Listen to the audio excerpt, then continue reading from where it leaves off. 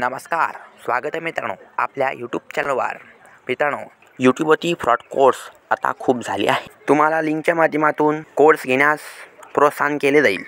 Online course योग्य की अयोग्य? ऑनलाईन कोर्सचा विषय हा संदीप माहेश्वरी, विवेक बिंद्रा यांच्या कॉन्ट्रोवर्सीमुळे उजागर झाला।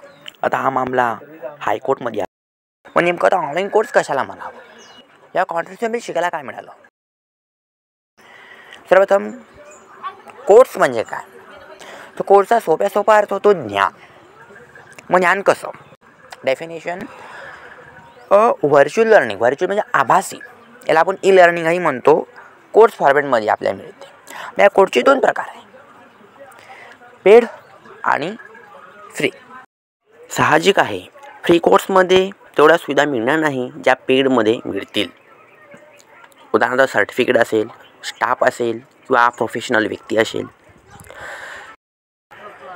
मग ऑनलाईन कोर्स नेमकं काय निकष आहे यामध्ये? ते निकष समजून घ्या। 5 मुद्दे कोणताही पेड कोर्स घेताना लक्षात ठेवा।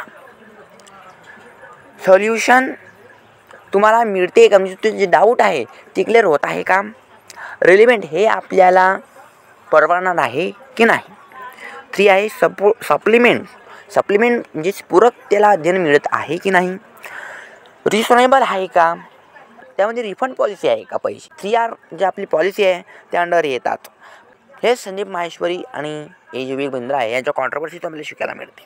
याशिवाय जी स्किल ड्रीम म्हणजे स्वप्न नाही, तो तुम्ही कोर्स घेतला आहे तो व्यक्ती अनुभवी आहे का? तसेच त्याचं क्वालिफिकेशन काय हे तुम्ही पाहणं कोर्स घ्यायची खूप महत्त्वाचं आहे। तर कमीत कमी त्यांचं कौशल्य तरी त्यात असायला पाहिजे। ऑनलाईन कोर्सच्या संदर्भात आपण आपल्या चॅनलचं उदाहरण घेऊया। यूट्यूबवरती असे एकमेव चॅनल आहे जे सर्व क्षेत्रातील ज्या घडामोडी आहे, बातम्या आहे, ते उघडाकडून तुम्हाला माहिती देते। असे एकमेव आपले यूट्यूब चॅनल आहे की जे नवीन अपडेट्स, शासन निर्णय, सरकारी योजना, online course, news bulletin, education updates हे तुम्हाला देऊ करतात। म्हणून अशा पद्धतीने तुम्ही चांगल्या चॅनलशी निगडीत आहात। मलाही अभिमान आहे की आपलं चॅनल हे आता 500 सबस्क्राईबपर्यंत पोहोचलं आहे। कारण कोणत्याही सबस्क्राईबची डिमांड केली नाही, आपोआप ही सबस्क्राईब इथपर्यंत पोहोचले आहे आणि आपल्याला हे अजून असं मिलियनपर्यंत आपलं चॅनल घेऊन जाणं आहे।